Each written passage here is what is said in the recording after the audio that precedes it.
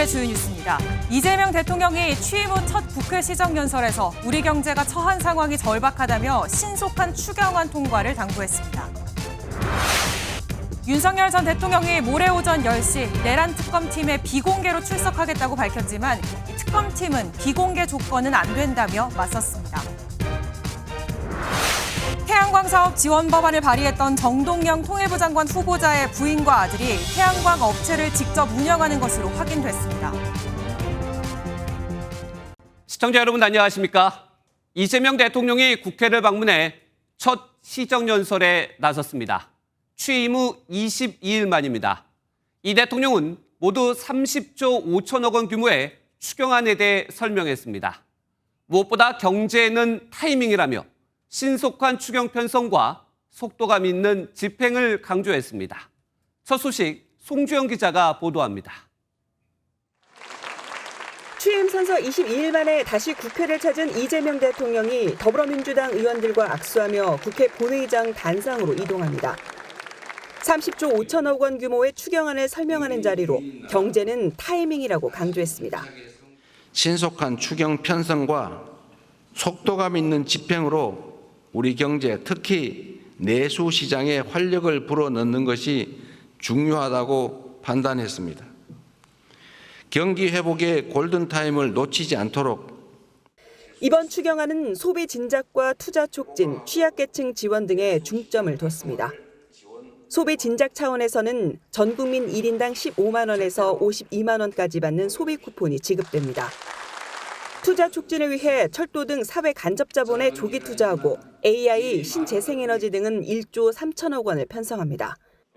소상공인과 취약계층 등을 지원하는 민생안정 예산도 5조 원 담고 취약 차주 113만 명의 장기 연체 채권은 소각합니다. 특히 우리 야당 의원님들께서도 필요한 예산 항목이 있거나 삭감에 주력하시겠지만 추가할 게 있으시다면 언제든지 의견을 내주시기를 부탁드립니다. 17분 가까운 시정연설에서 이 대통령은 성장이란 단어를 12번이나 언급하며 국회에 적극적인 협조를 당부했습니다. MBN 뉴스 송주영입니다. 이 대통령의 첫 국회 연설에 과연 여야는 어떤 반응을 보일지도 관심이었습니다. 여당에서는 박수 세례와 사진 촬영이 쇄도했습니다. 야당인 국민의힘 의원과의 악수도 이뤄졌는데 이 대통령이 권성동 의원의 어깨를 툭 치는 장면도 연출됐습니다. 그 이유를 포함해 분위기를 강용호 기자가 전해드립니다. 국회를 방문한 이재명 대통령은 여야 대표들과의 사전 환담에선 농담을 건네며 분위기를 누그러뜨렸습니다. 제가 이제 의리 있기 때문에 각별히 잘 부탁드립니다.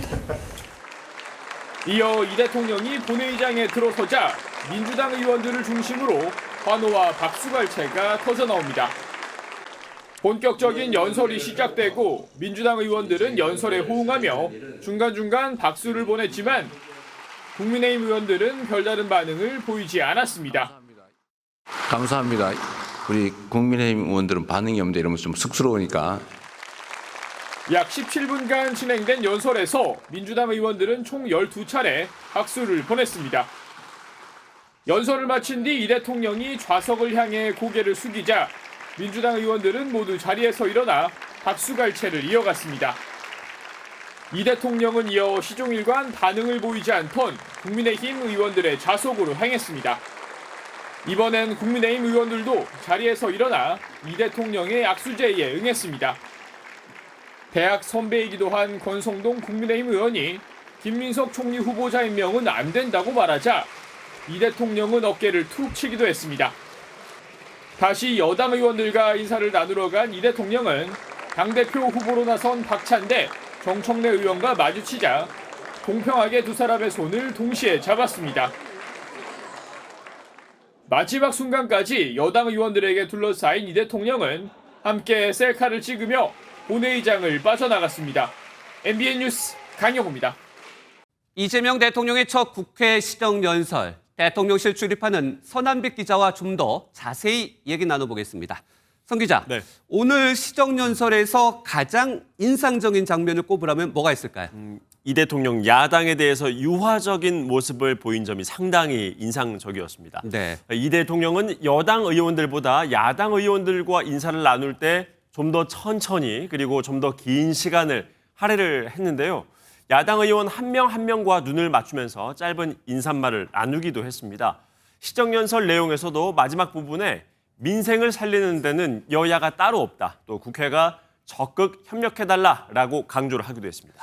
그래서일까요? 단상에 올라가서도 야당을 상당히 챙기고 예를 갖추는 모습을 보였어요. 그렇습니다. 이 대통령 먼저 우원식 국회의장을 향해서 허리를 가볍게 숙여서 인사를 했습니다. 네. 그 다음 장면이 인상적이었는데요. 의장 다음에 곧바로 야당 의원들이 앉은 자리를 향해서 허리를 거의 90도로 숙여서 인사를 했습니다. 네. 이게 별거 아닌 것 같지만요. 대통령의 작은 행동 하나하나에 야당을 향한 유화적 메시지가 담긴 게 아니냐라는 해석이 나오고 있습니다. 네, 또 원고에 없었던 즉흥적인 연설, 이 부분도 좀 포함됐죠. 그렇습니다. 이 대통령이 정부가 추경안에 담지 못한 내용이 있다면 국회의 예산 심의 과정에서 야당 의원들이 얼마든지 의견을 달라라고 네. 얘기를 했습니다.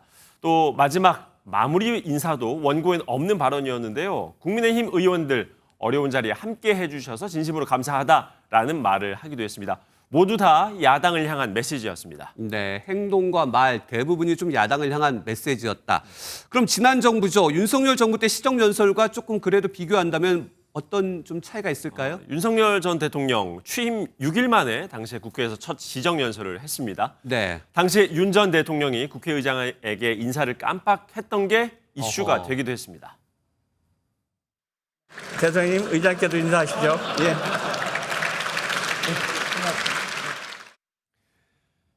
자, 첫 국회 방문이었었던 만큼 윤 전 대통령은 민주당 상징 색깔에 가까운 푸른색 넥타이를 메고 나오기도 했었죠.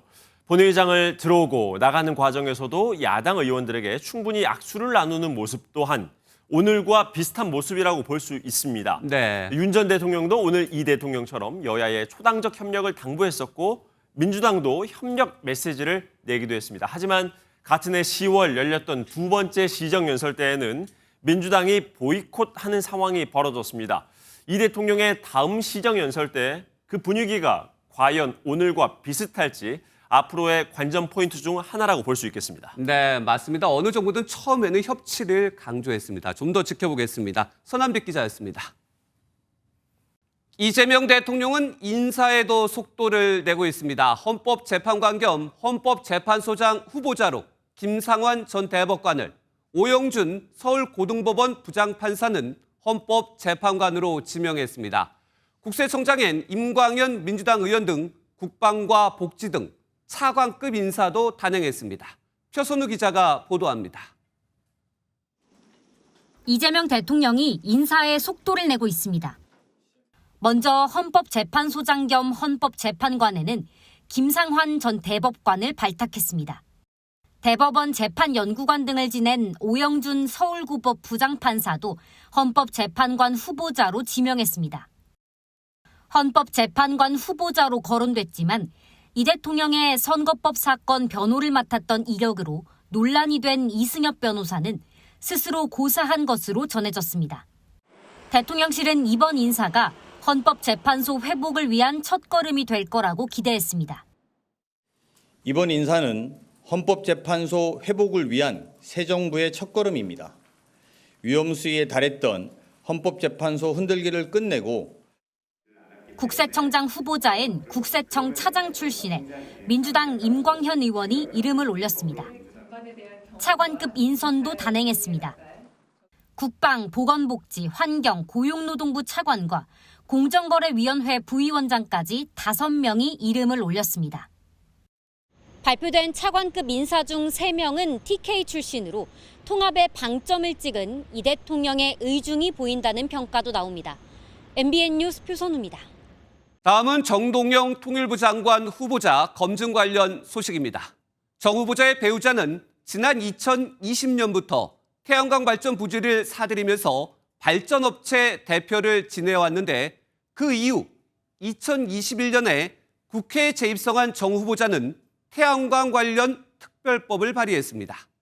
이해 충돌 아니냐는 지적에 정 후보자는 어떻게 해명했을까요? 김도영 기자가 취재했습니다. 충남 부여의 한 농촌 마을입니다. 마을 한가운데 태양광 발전 시설이 들어서 있습니다. 정동영 통일부 장관 후보자의 배우자는 지난 2022년 이곳 태양광 발전 부지와 인근 필지들을 사들였습니다. 정 후보자가 국회에 제출한 재산 내역을 들여다봤습니다. 배우자 소유의 부동산은 20필지가 넘고 10,000제곱미터에 달하는 면적은 태양광 발전 시설과 관련이 있습니다. 정 후보자 지역구인 전북은 물론 충청과 경북, 강원 등 전국 곳곳에 흩어져 있습니다. 거래는 주로 2020년부터 이뤄졌습니다. 당시 정부는 태양광 같은 재생에너지 확대로 정책 기조를 바꾼 바 있습니다. 석탄 발전을 과감하게 감축하고 재생에너지 발전 비중은 지속적으로 확대하는 방향으로. 정 후보자 배우자가 관련 회사를 설립한 것도 이때입니다. 배우자는 대표, 등기이사로 올라간 2명은 정 후보자의 자녀입니다. 사실상 가족 회사인데 정 후보자는 국회의원 당선 이후 태양광 발전 지원 법안에 이름을 올렸습니다. 인허가 절차가 간소화되고 정책 자금과 컨설팅 등 각종 지원을 늘리는 내용입니다. 법이 통과되면 정 후보자 배우자와 가족 회사는 직접적인 수혜 대상이 될 수 있습니다. 땅값은 별거 아닌데 저게 보조가 얼마나 나오느냐 그게 문제지 뭐. 그런 시스템으로 했냐 문제지.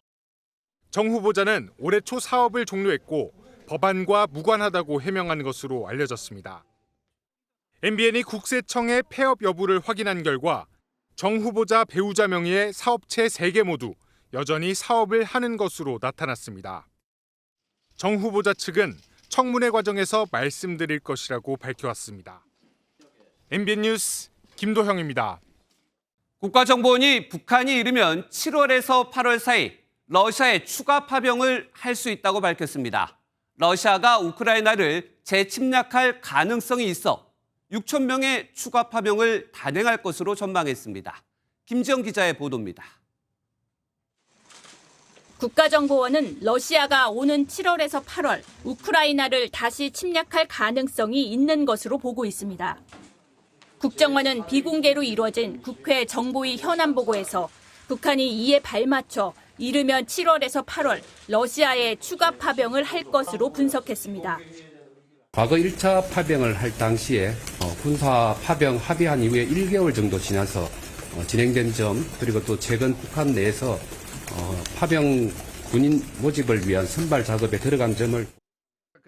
지난해 10월 러시아에 11,000명을 파병한 뒤 4천여 명을 추가로 파병한 북한은 이번에는 러시아 쿠르스크 지역 재건을 위한 공병과 건설병 등 6,000명을 추가 투입할 것으로 보입니다.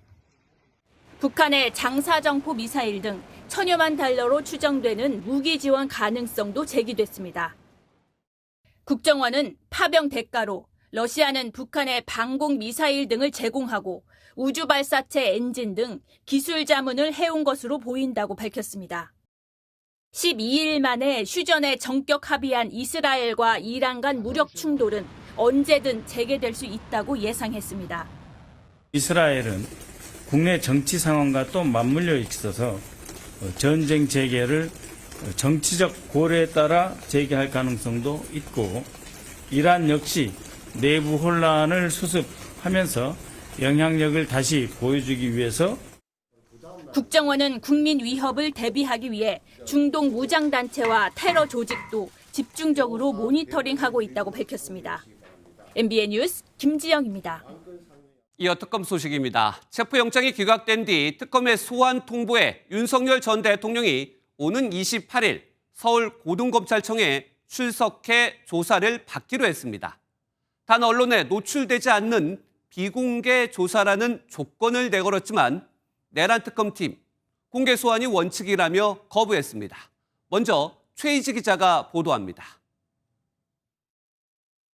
내란 특검이 지난 화요일 청구한 윤석열 전 대통령에 대한 체포영장이 기각되자 즉각 윤 대통령 측에 소환 요청을 했습니다. 오는 28일 오전 9시까지 특검 사무실로 출석해 조사를 받으라고 통보한 겁니다. 윤 전 대통령 측은 출석 요청에 응하겠다면서도 일단 1시간 뒤인 10시에 출석하겠다고 밝혔습니다. 단 포토라인을 지나지 않도록 비공개 소환이라는 조건을 내걸었습니다. 저희는 인권보호 수사 규칙에 따라서 당연히 비공개로 요청할 수가 있고 그에 따라 비공개로 요청이 있으면은 수사기관에서는 허락해주든지 허용해줘야 되는데 반면 특검은 윤 전 대통령 측 요구를 수용할 수 없다고 밝혔습니다. 박지영 특검보는 전두환, 노무현, 이명박, 박근혜 등 전 대통령 어느 누구도 지하 주차장으로 들어온 적이 없다며 사실상 출석 거부로 평가할 수 있다고 말했습니다. 만약 윤 전 대통령이 비공개 조사 불발을 핑계로 불출석할 경우 다시 한번 체포영장을 청구할 가능성도 내비쳤습니다. 윤 전 대통령 측은 일단 28일 특검이 있는 서울고검 청사로 오긴 할 거라며 와서 지하 주차장을 통한 비공개 소환 협의를 하겠다고 전했습니다. MBN 뉴스 최희지입니다. 내란 중요 임무 종사 혐의로 재판을 받고 있는 김용현 전 국방부 장관이 다시 구속됐습니다. 곧바로 열린 재판에서는 김 전 장관 측과 특검 측의 신경전까지 벌어졌습니다. 이 내용은 이시열 기자가 보도합니다. 법원이 김용현 전 국방부 장관의 석방을 하루 앞두고 추가 구속영장을 발부했습니다. 증거인멸 우려가 있다는 이유에서였는데 이에 따라 김 전 장관은 최대 6개월까지 추가 구속된 상태로 재판을 받게 됐습니다. 김 전 장관은 변호인단을 통해 성원에 보답하지 못해 송구하다는 입장을 밝혔습니다. 앞서 김 전 장관은 내란재판부가 내린 조건부 보석 결정에 반발하며 구속 만료 석방을 요구했습니다. 조건부 보석, 마치 그 조건을 부과하는 것 자체가 부당하다는 입장에서 항고를 한 것이고요. 하지만 내란특검이 완전 석방을 막으려 김 전 장관 재구속을 요청했고 재판부가 인정하면서 보석을 받아들이니만 못한 상황이 되어버렸습니다. 재구속된 직후 오늘 열린 내란재판에서는 특검과 김 전 장관 측의 신경전은 이어졌습니다. 김영수 특검보가 김 전 장관을 신속하게 추가 기소해 구속 상태에서 재판을 지속하게 됐다고 말하자 김 전 장관 측은 불법 기소이자 불법 구금이라며 특검보 자격이 있는지 확인해야 한다며 맞섰습니다. 특검은 김 전 장관을 상대로 외환죄 등 의혹을 집중 수사하는 한편 곧 구속기한이 만료되는 노상원 전 정보사령관에 대해서도 오는 30일까지 추가 기소할 방침입니다. MBN 뉴스 이시열입니다.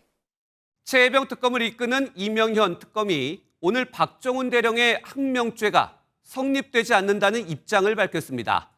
당시 사단장인 임성근 전 사단장이 여기에 반발해 특검 사무실을 찾았지만 특검팀은 만나지 않았습니다. 박은채 기자입니다. 최혜병 사건 수사 외압 의혹을 수사하는 특별검사 사무실에 오늘 오전 임성근 해병대 전 1사단장이 갑자기 모습을 드러냈습니다. 임 전 사단장은 최혜병 소속 부대 지휘관으로서 수중수색을 지시하는 등 업무상 과실치사 혐의로 경찰 수사를 받아왔습니다. 특검이 항명 혐의로 기소된 박정훈 대령에 대해 항소 취하 가능성을 내비치자 직접 찾아온 겁니다.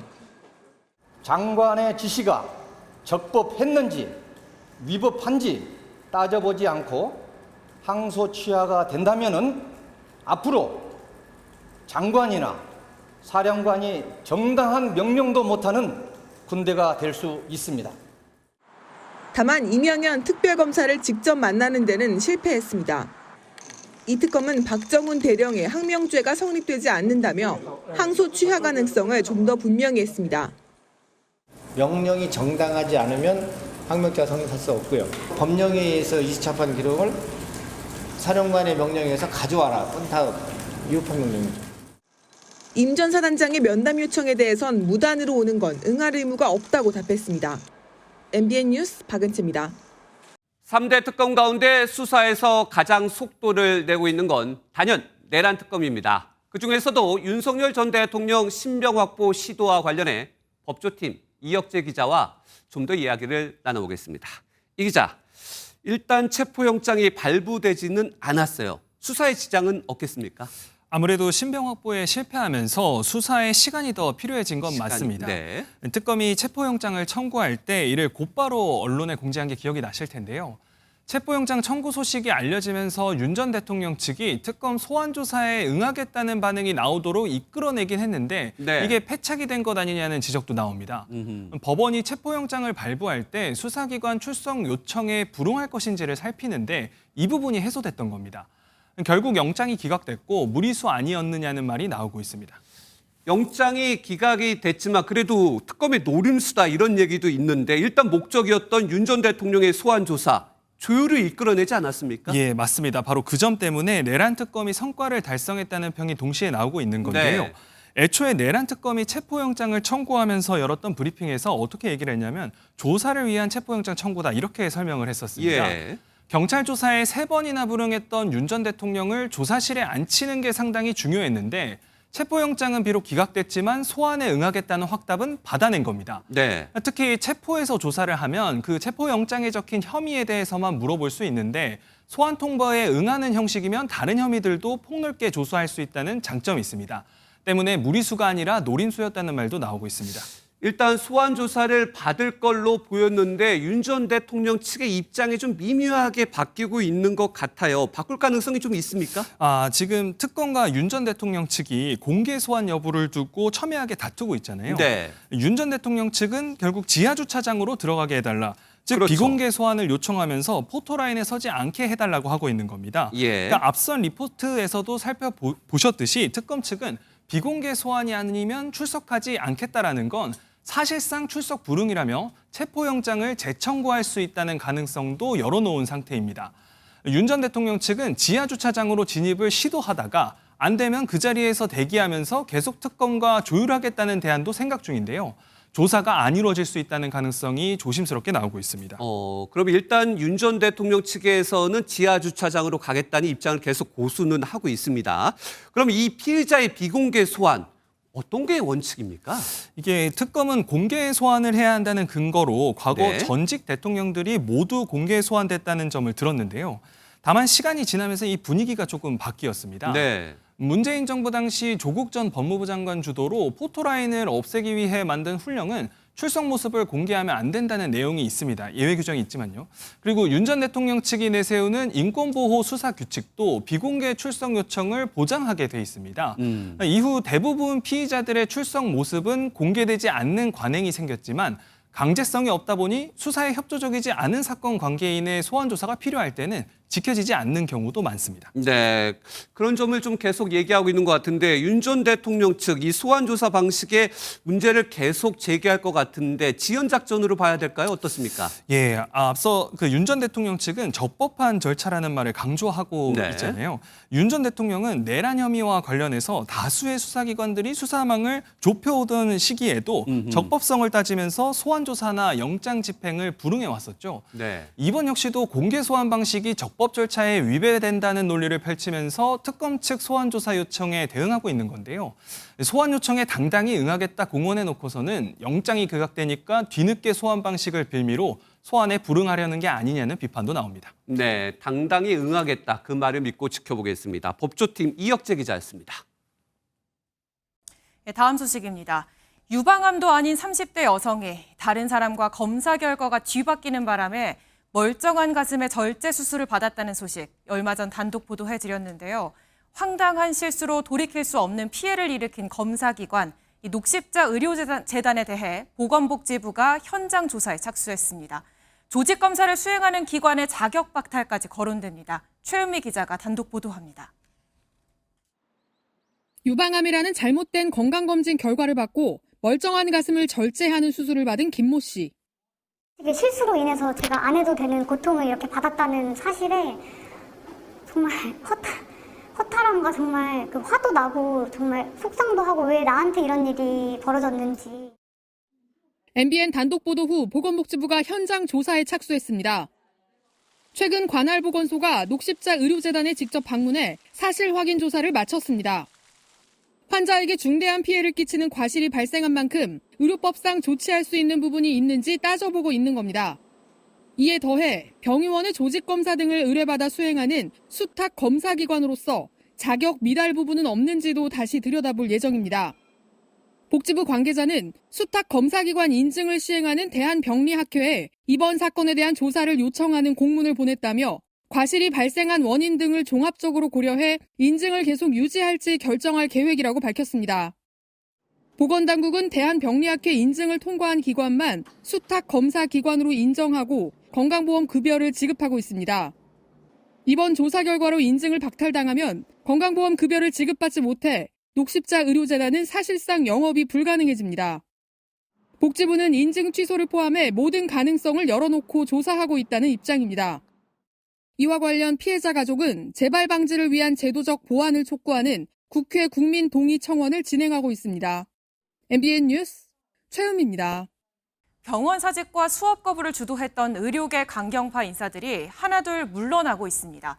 사직 전공의 출신 대한의사협회 임원들도 줄줄이 사퇴했는데요. 의정대화가 본격화할 거란 기대감이 커지고 있지만 전공의에 대한 곱지 않은 시선도 여전해 복귀 과정이 순탄치 않을 거란 전망이 나옵니다. 한범수 기자입니다. 박단 대한의사협회 부회장이 자리를 내려놨습니다. 김민수 정책이사, 김유영 기획이사 등 의사협회 임원 4명이 함께 사퇴했습니다. 사직 전공의 출신인 이들은 전공의의 병원 복귀, 의대생의 학교 복학을 근본적으로 반대해 의협 내 강경파로 분류됐습니다. 박단 전 부회장은 앞서 대한전공의협의회 비상대책위원장 직위도 내려놨는데 의정 갈등 국면에서 영향력을 상당 부분 잃은 것으로 풀이됩니다. 이런 분위기 속에 정부는 추경 편성 과정에서 전공의 예산을 늘리겠다며 복귀를 재차 독려했습니다. 최종 예산안이 확정되기 전에 추가적인 복귀가 가시화되면은 예결의 논의 과정에서 증액을 하고 사직 전공의들과 갈등을 빚어온 환자나 의대 교수 단체는 여전히 싸늘한 기색을 내비치고 있습니다. 환자 단체는 병원 복귀에 앞서 사과와 재발 방지 약속이 먼저라고 쏘아붙였습니다. 전공의가 복귀하는 데 있어서 또 조건을 붙이면 안 된다고 생각되고 새 정부가 또 배려나 특혜로 이렇게 화답해주면 안 된다 생각하거든요. 대한의학회는 전공의들의 핵심 요구인 주 60시간 수련과 전문의 시험 추가 시행 등을 모두 반대했습니다. 이에 전공의 단체가 1년 4개월간 강경 일변도로 치닫았던 자충수에 빠진 것이란 반응도 나오고 있습니다. MBN 뉴스 한범수입니다. 국정농단 사건이 벌어질 당시 안민석 당시 민주당 의원이 제기한 최서원 씨의 은닉 재산 의혹 기억하시는 분 있으실 겁니다. 최 씨가 허위 사실이라며 명예를 훼손했다. 이 안 전 의원을 상대로 배상 소송을 냈는데 대법원이 최 씨 손을 들어줬습니다. 이 내용은 박규원 기자가 전해드립니다. 2016년 안민석 당시 더불어민주당 의원은 국정농단의 핵심 인물인 최서원 씨가 해외에 수조 원의 재산을 숨기고 있다는 의혹을 제기했습니다. 이제 외국에 우리 동포들이 제보가 이제 많이 들어옵니다. 스위스 은행으로 어마어마한 돈이 3년 전부터 세탁을 의뢰를 받았다는 그런 제보가 있고. 이에 최 씨는 안 전 의원이 허위 사실을 유포했다며 1억 원을 배상하라는 소송을 걸었습니다. 1심은 안 전 의원 측이 아무런 대응을 하지 않아 변론 없이 최 씨 승소로 끝났습니다. 반면 안 전 의원의 항소로 열린 2심은 허위라도 공익 목적에서 이뤄진 발언이므로 명예훼손에 해당하지 않는다며 안 전 의원 손을 들어줬습니다. 하지만 대법원 판단은 달랐습니다. 대법원은 스위스 비밀계좌 자금이 최 씨와 연관돼 있다는 발언과 최 씨가 미국 방산업체 회장과 만나 이익을 취했다는 발언이 명예훼손에 해당한다고 판단했습니다. 안 전 의원이 구체적인 자료를 제시하지 않았고 악의적으로 허위 발언을 했다고 본 겁니다. 다만 안 전 의원이 한 해외 은닉 재산 규모, 독일 내 페이퍼 컴퍼니 존재 발언 등 다른 발언들을 두고는 허위 사실이라도 표현의 자유 한계를 벗어나지 않았다며 위법이 아니라고 판단했습니다. 8년 만에 나온 선고에 최 씨 측은 인내의 한계를 넘은 뒤늦은 정의 선언이라는 입장을 밝혔습니다. MBN 뉴스 박규원입니다. 지난해 남녀공학 전환에 반발해 교내를 점거하고 레커칠 시위를 벌였던 동덕여대 재학생 22명이 검찰에 넘겨졌습니다. 학교 측은 고소를 취하했지만 재물손괴와 업무방해에 대한 수사는 그대로 진행된 건데요. 자세한 소식은 황찬민 기자가 전하겠습니다. 동덕여대 도로와 건물 외벽에 남녀공학 반대 등 레커와 페인트로 쓴 문구가 빼곡합니다. 교내 곳곳에는 공학 전환에 항의하는 뜻으로 벗어놓은 대학 점퍼들이 눈에 띕니다. 지난해 11월부터 재학생들이 교내 점거 농성을 벌였던 흔적들입니다. 경찰이 이번 사태와 관련해 75건의 고소고발장 등을 접수했는데 이 가운데 재학생 22명을 검찰에 넘겼습니다. 대학에 대한 업무방해와 재물손괴 혐의가 인정됐다는 것입니다. 앞서 동덕여대 측은 복구 비용만 최대 54억 원이 필요하다고 판단했고 총장 명의로 총학생회장 등을 경찰에 고소했습니다. 하지만 재학생들의 반발로 지난달 12일 고소를 취소했는데 재물손괴와 업무방해 혐의는 피해자가 처벌을 원치 않으면 형사처벌할 수 없는 반의사 불벌죄가 아니어서 경찰 수사는 계속됐습니다. 학교와 학생들 그 누구도 처벌을 원치 않는데 경찰에서 처벌을 원한다고 검찰 송치를 한 것 자체가 경찰이 학생들로 보고 있지 않구나라고. 재학생들이 검찰 수사를 받게 된 상황에서 대학 측은 별도의 입장은 없다며 말을 아꼈습니다. 남녀공학 전환 논의는 학교와 학생들이 참여한 공론화위원회에서 담당하는데 지난 24일 첫 회의가 열렸습니다. 동덕여대는 오는 8월 남녀공학 전환 토론회를 개최할 예정인데 반대 의견도 만만치 않아 결론이 나올 때까지 적잖은 진통이 예상됩니다. MBN 뉴스 황찬민입니다. 민원인에게 금품을 받고 부적절한 관계까지 맺은 김진하 양양 군수가 1심에서 징역 2년을 선고받았습니다. 김 군수는 내연 관계라고 주장했지만 법원은 받아들이지 않았습니다. 장진철 기자입니다. 여성 민원인에게 현금과 안마의자 등 금품을 받고 성관계를 가진 혐의로 재판에 넘겨진 김진하 강원 양양 군수.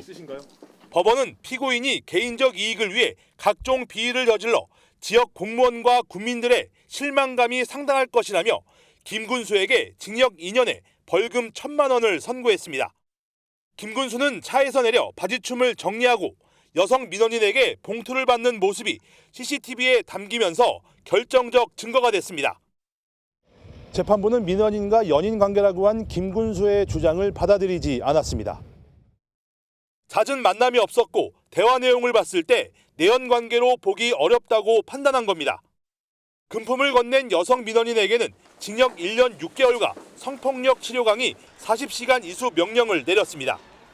김 군수는 이번 판결로 직을 박탈당했지만 남은 임기가 1년 미만이어서 재선거는 치러지지 않습니다. 군정에 공백이 생기는 거잖아요. 그리고 대행하는 사람들이 책임 있게 결정을 못할 테니까. 앞서 6년을 구형한 검찰과 김 군수 측은 항소를 검토하는 것으로 알려졌습니다. MBN 뉴스 장진철입니다. 경기도 화성에서 60대 택시기사를 살해하고 도주한 20대 남성이 경찰에 긴급 체포됐습니다. 이 남성은 숨진 기사의 택시를 몰다가 주민 2명을 들이받기도 했습니다. 윤길환 기자입니다.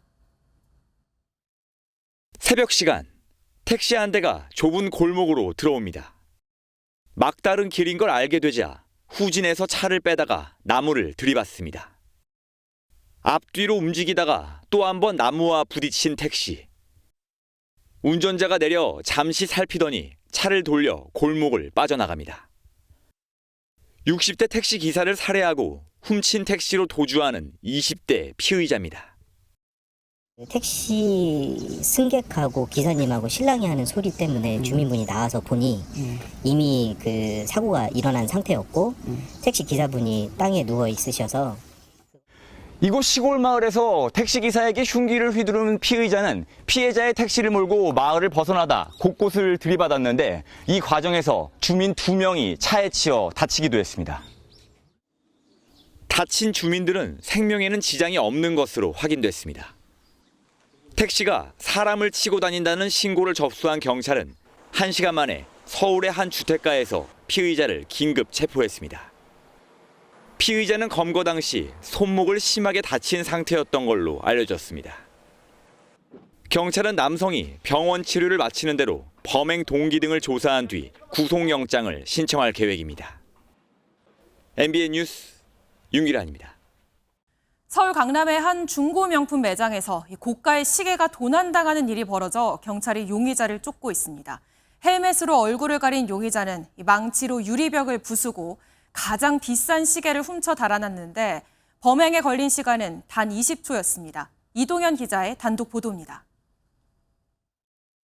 깊은 밤, 검은색 헬멧을 쓴 남성이 길가에 앉아 있습니다. 무엇인가 깊게 고민하는가 싶더니 갑자기 인근 건물로 성큼성큼 다가섭니다. 잠시 뒤 한 가게 앞에 나타난 이 남성은 유리벽에 뭔가를 던지고 유리에 금이 가자 망치로 부수기 시작합니다. 이후 유리벽을 통째로 뜯어내 가게에 침입한 뒤 진열된 상자들을 들고 그대로 사라집니다. 필름이 되어 있다 보니까 유리가 떼지지는 않고 이제 유리가 이제 뜯어진 거예요. 그냥 너무 믿기지가 않아가지고 지금도 너무 정신이 없는 상태예요. 오늘 새벽 2시 10분쯤 서울 강남구의 한 중고 명품 매장에 용의자 A씨가 침입해 명품 시계 5점을 훔쳐 도주했습니다. 불과 20여 초 만에 범행을 저지른 A씨는 경찰의 추적을 피하려는 듯 CCTV가 없는 이곳 비상계단으로 달아났습니다. A씨가 훔쳐간 건 진열된 상품 중 가장 비싼 롤렉스 시계로 피해 금액만 1억 5천만 원 수준인 것으로 전해졌습니다. 건물을 빠져나간 A씨는 자전거를 타고 비교적 CCTV가 적은 골목을 이용해 도주한 것으로 알려졌습니다. 서울 강남경찰서는 CCTV 등을 토대로 A씨의 행방을 추적하고 있습니다. MBN 뉴스 이동현입니다. 부산의 한 사립대가 이른바 유령 학생으로 신입생 숫자를 부풀려 국가장학금을 부정 수령했다는 의혹 어제 전해드렸죠. MBN 취재 결과 이 대학은 자퇴했던 학생을 본인도 모르게 다시 입학시켜 신입생 숫자를 부풀렸습니다. 경찰의 압수수색을 앞두고 증거까지 은폐하려 한 정황도 드러났습니다. 안진우 기자가 단독 보도합니다. 21학번으로 부산 동명대학교에 입학한 한 학생은 개인 사정으로 3개월여 만에 자퇴했습니다. 앓던 질병이 있었는데 병역 면제 대상자였습니다.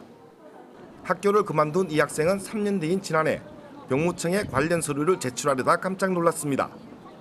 자신도 모르게 대학에 재입학된 사실을 알게 된 겁니다. 몰래 입학을 시켰더라고요. 자퇴를 시켰는데 입학이 된 거죠. 저희 등록금 낸 적이 없어요. 자퇴한 학생을 몰래 다시 입학시키는 이른바 리콜 수법입니다. 이런 일이 외부로 알려지자 한 관계자는 대학 측이 허위 공문서까지 작성했다고 폭로했습니다.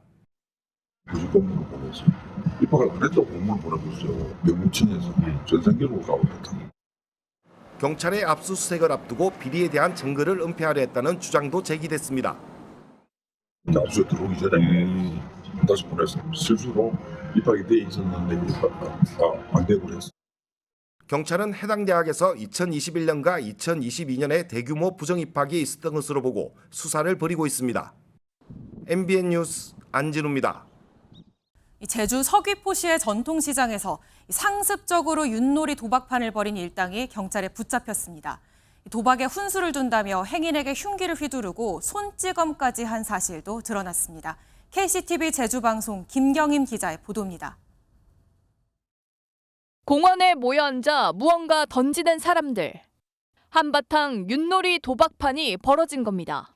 지난 17일 서귀포시 전통시장 안에 있는 공원에서 상습적으로 불법 도박을 한 일당이 경찰에 붙잡혔습니다. 피의자들은 50대에서 70대 사이로 미리 판돈을 걸고 윷놀이의 승자를 맞히면 돈을 따는 방식으로 도박을 한 것으로 파악됐습니다. 경찰은 잠복을 통해 현장을 급습하고 판돈 350여만 원을 압수했습니다. 도박 신고 들어왔을 때 그 정보기관 경찰관들이 현장에 출동하다 보니까 현장을 이탈하거나 단속이 어려웠으나 이번에 형사 25명을 적극적으로 투입해서 지난 8일에는 같은 장소에서 도박을 하다 훈수를 뒀다는 이유로 행인을 흉기로 협박하고 둔기로 때린 50대 등 2명이 특수폭행 등의 혐의로 구속되기도 했습니다. 인근 주민과 상인들은 경찰의 단속에도 암암리에 또다시 도박판이 벌어진다고 말합니다. 경찰이 들이닥쳐가지고 한번 싹 잡아갔는데도 그 다음날에도 어김없이 했어요. 당일 저녁에도 했죠. 비 맞으면서 들려요, 저분들은. 경찰은 공원 등 공공장소에서 불법 도박이 성행하고 있는 것으로 보고 지속적인 단속과 함께 순찰 활동도 강화할 계획입니다. KCTV 뉴스 김경임입니다. 이란 핵시설 폭격으로 전쟁을 중단시킨 트럼프 미국 대통령이 이제는 이란의 핵포기 협상을 압박하고 있습니다. 하지만 핵시설 피해 범위 논란이 여전하고 이란의 반발 움직임도 감지돼 다시 무력 충돌 가능성까지 제기됐습니다. 워싱턴에서 강영구 특파원입니다. 트럼프 대통령이 비핵화의 쐐기를 받기 위해 이란과 포괄적 평화 합의를 추진합니다. 다음 주에 이란과 대화를 시작할 것이라고 밝혔는데 이는 사실상 그 기간 내에 핵 포기안을 제출하라는 압박인 것입니다. I don't care if I have an agreement or not. The only thing we'd be asking for is what we were asking for before about we want no nuclear. But 미국은 제3국의 개입 없이 이란과 직접 협상을 추진하고 이란이 핵을 포기하면 경제 제재를 풀어주는 방안을 검토 중입니다. 하지만 갈등의 불씨가 여전합니다. 이란 의회는 국제원자력기구 IAEA와의 협력 중단을 결의했고 핵 확산 금지 조약 NPT 탈퇴 가능성도 제기됐습니다. کاری خود با آژانس را تعلیق می‌کند و برنامه صلح‌آمیز هسته ایران با سرعت بیشتری به پیش خواهد رفت. 또 이란 핵시설 피해 범위를 놓고 CNN과 AP 등이 제한적으로 파괴됐다고 보도하자 트럼프 대통령은 이를 가짜뉴스라며 원색적으로 비난했습니다. 불안한 정세를 반영하듯 트럼프 대통령은 이스라엘과 이란 간 무력 충돌이 재개될 수 있으며 이란의 핵 프로그램이 재가동되면 다시 폭격할 것이라고 경고했습니다. 미국의 강력한 개입에도 중동 긴장이 계속되면서 트럼프 대통령의 다음 행보에 관심이 쏠리고 있습니다. 워싱턴에서 MBN 뉴스 강용구입니다. 프랑스 파리에서 강풍과 폭우로 도심 일대가 물바다로 변했습니다. 미국 동부에서는 며칠째 폭염이 이어졌는데 미국의 폭염과 파리의 폭풍우는 열돔 현상 때문으로 분석됩니다. 이상엽 기자가 설명해 드립니다. 눈을 뜨기 어려울 정도로 강한 비바람이 몰아칩니다. 빛의 도시라고도 불리는 파리가 도로 곳곳이 물에 잠기면서 물의 도시로 변했습니다. 이날 파리에는 시속 110km에 달하는 강풍이 불었고 1시간 만에 최대 70mm의 비가 쏟아졌습니다. 폭풍우가 불기 전 파리를 포함한 프랑스 일대에 섭씨 40도에 가까운 폭염이 닷새간 이어졌는데 이례적인 강한 폭풍우도 폭염 때문에 발생한 것으로 분석됩니다. 연일 이어지는 폭염으로 대기 상층에 쌓인 뜨겁고 습한 공기가 폭풍우를 형성해 강풍과 폭우가 내린 겁니다. 대서양 건너 미국 동부에서는 연일 폭염이 이어졌습니다. 뉴욕과 필라델피아, 워싱턴 DC 등 동부 지역의 최고 기온이 40도에 육박했고 체감 온도는 40도를 훌쩍 넘겼습니다. It's nice, but if I was here for 2 hours, I think I'd be suffering. And I think it's if you think about people who don't have the luxury like us to have a place to stay, I'm concerned about especially the homeless. 뉴욕이 137년 만에 최고 기온을 경신하는 등 이례적인 폭염에 1억 6천만 명이 고통을 겪었습니다. 지구온난화로 인해 뜨거운 고기압이 한 지역에 정체하는 열돔 현상이 미국 동부와 프랑스에서 발생해 기록적인 폭염이 발생한 겁니다. 기상학자들은 지구온난화로 극단적인 폭염이 앞으로 더 자주, 오래 발생할 것이라고 경고했습니다. MBN 뉴스 이상엽입니다. 멕시코에서도 우범지대로 악명 높은 도시에서 총기 난사 사건이 발생해 적어도 11명이 목숨을 잃었다고 멕시코 당국이 밝혔습니다. 축제를 벌이다가 무차별 총격을 받은 사람들은 말 그대로 공포에 질려 도망가야 했습니다. 김문영 기자가 전합니다. 음악에 맞춰 사람들이 저마다 춤을 뽐냅니다. 성세례자 요한의 날을 맞아 집안에서 축제 분위기가 한창인 순간 벼랑간 폭음이 들려오자 사람들이 급하게 몸을 피합니다.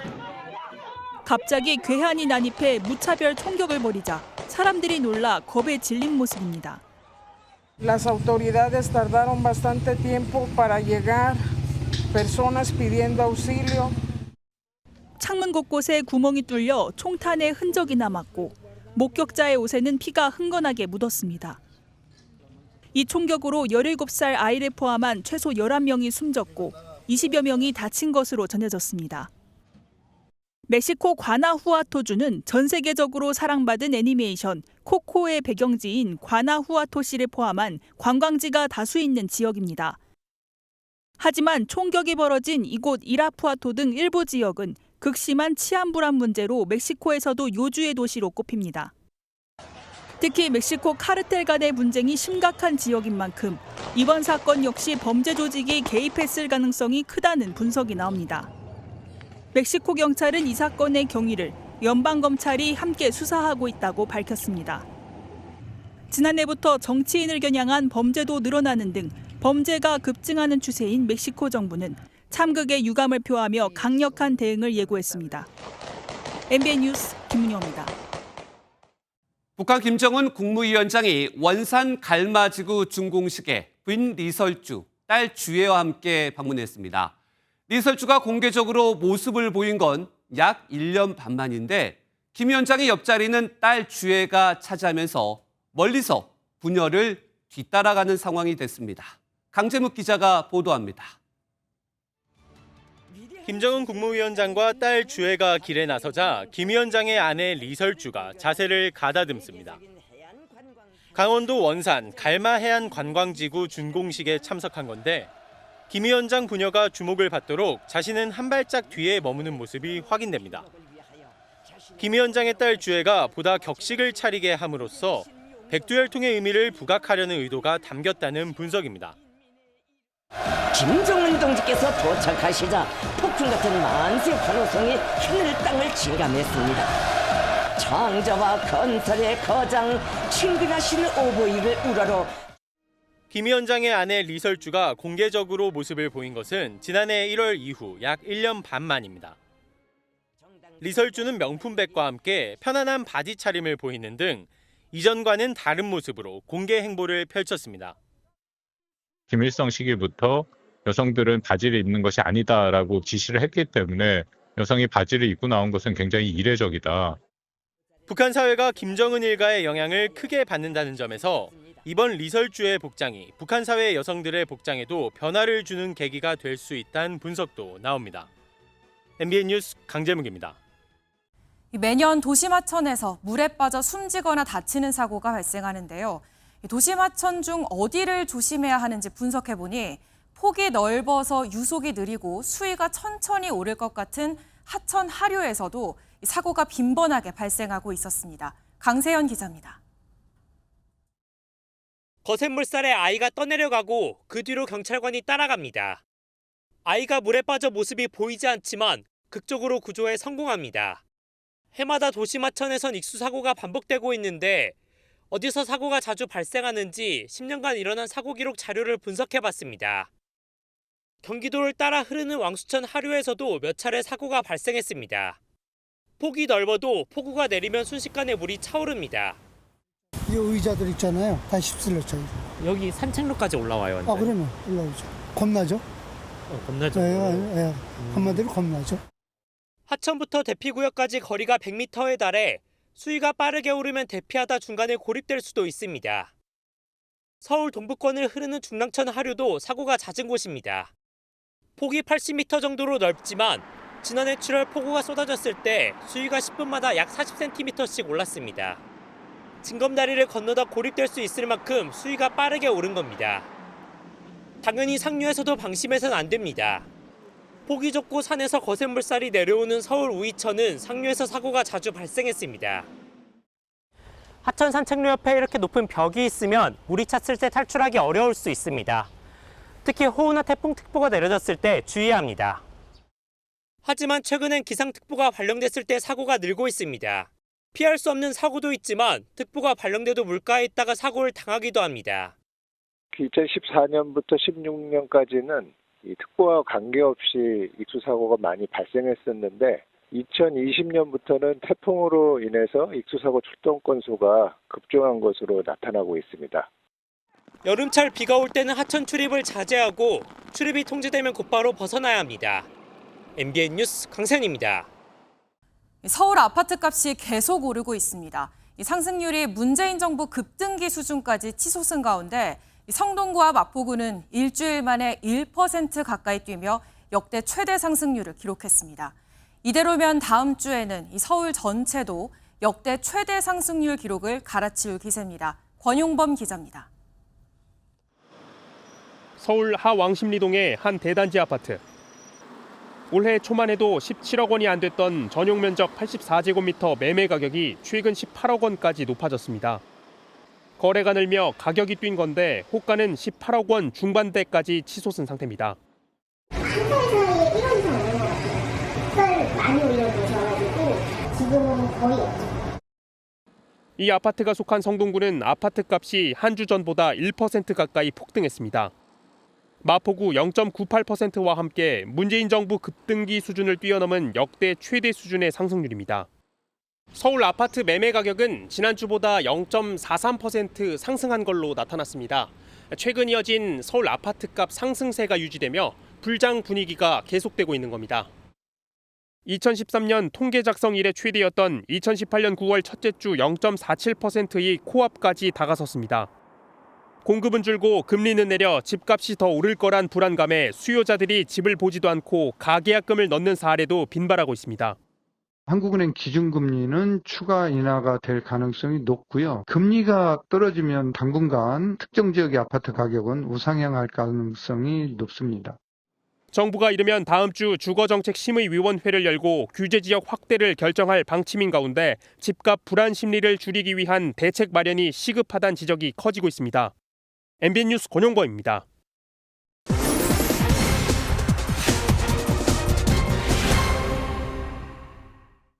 코로나 시기 감염 우려를 이유로 도입됐던 재택근무제를 이제는 축소하거나 폐지하는 기업들이 늘고 있습니다.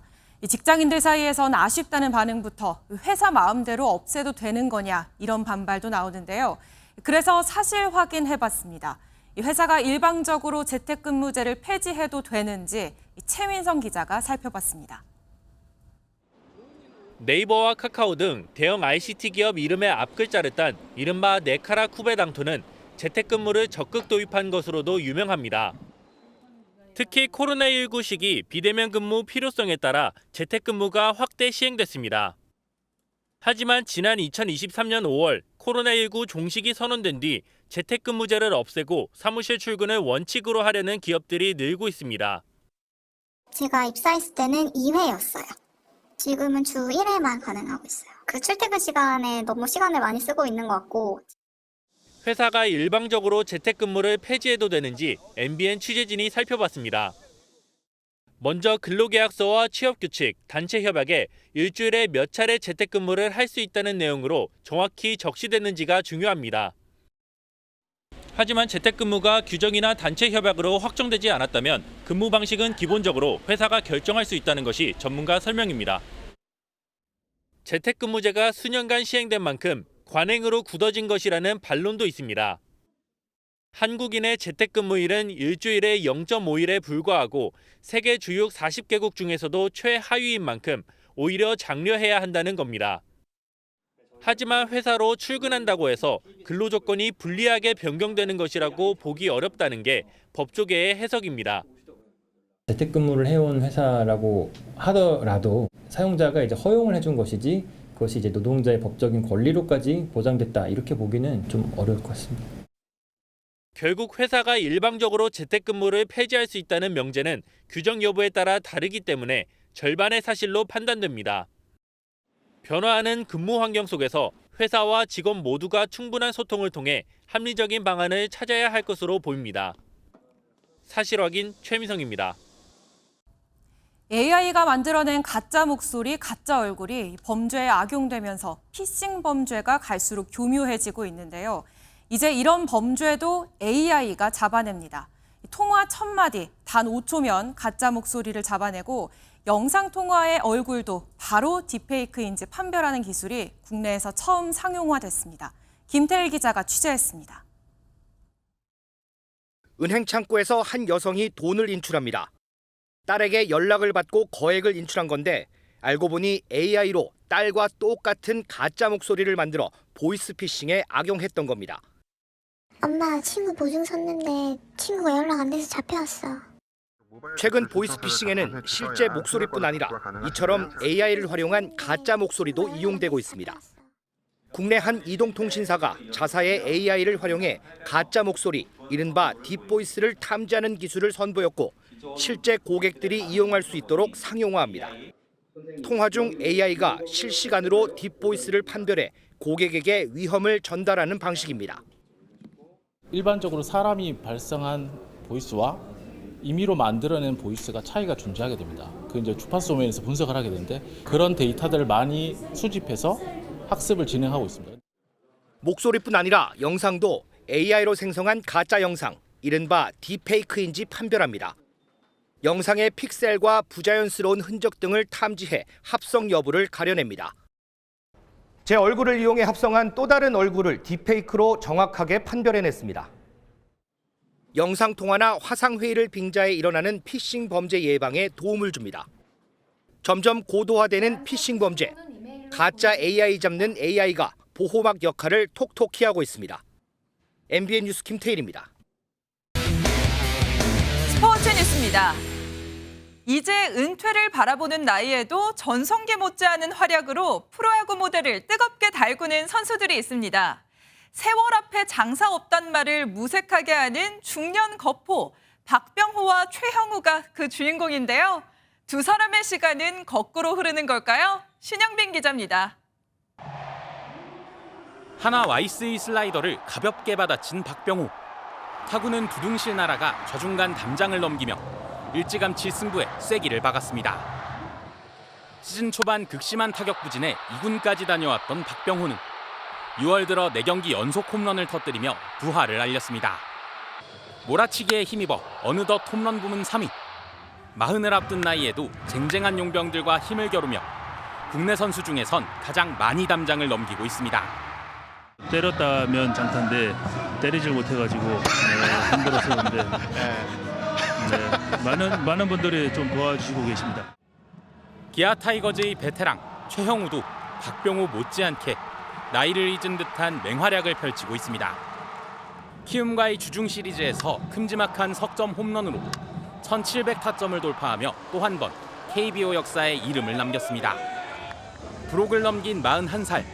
다른 선수라면 은퇴해도 이상하지 않을 나이에 맹타를 휘두르자 사실 1984년생이 아니라 2004년생이 아니냐 우스갯소리까지 나옵니다. 04년생으로 호적을 바꾸든지 해야지. 이렇게 야구를 하면 후배들은 도대체 무슨 낯으로 야구를 하라는 거예요. 더 열심히 해야죠. 그러니까 저를 이기려면. 규정 타석을 채운 3할 타자가 손에 꼽힐 만큼 극심한 투고 타자 흐름 속에서도 여전히 뜨거운 방망이를 자랑하는 두 베테랑. 후배들의 귀감이 되는 노익장으로 1200만 관중을 향해 달리는 프로야구에 활력을 불어넣고 있습니다. MBN 뉴스 신영빈입니다. 오늘도 흐린 하늘 속에 중부지방은 더위가 주춤했습니다. 서울의 낮 기온이 23.8도 선에 그쳤는데요. 하지만 내일부터는 다시 기온이 오르겠습니다. 서울의 낮 기온 27도에 체감온도는 29도까지 오르겠고요. 주말부터는 체감온도가 30도를 웃돌며 갈수록 더 더워지겠습니다. 내일도 중부지방을 중심으로 하늘빛이 흐리겠고요. 새벽부터 오전 사이 경기 북부에는 5mm 미만의 비가 조금 내리겠습니다. 또 모레 토요일에는 전국 대부분 지역에 장맛비가 내리겠습니다. 모레 예상되는 비의 양은 남부지방에 최고 60mm, 중부지방은 5에서 40mm 안팎이 되겠고요. 곳에 따라 돌풍과 벼락이 동반될 수 있겠습니다. 내일 중부지방 아침 기온은 서울과 춘천이 21도로 출발하겠고요. 낮 기온은 청주와 대전, 강릉이 30도까지 오르겠습니다. 남부지방도 아침엔 20도 안팎으로 출발해서 낮에는 전주와 대구가 32도까지 오르겠고요. 남부지방은 폭염특보가 내려질 가능성이 있습니다. 중부지방은 다음 주 중반까지 비가 내렸다 그쳤다를 반복하며 길게 이어지겠습니다. 날씨였습니다.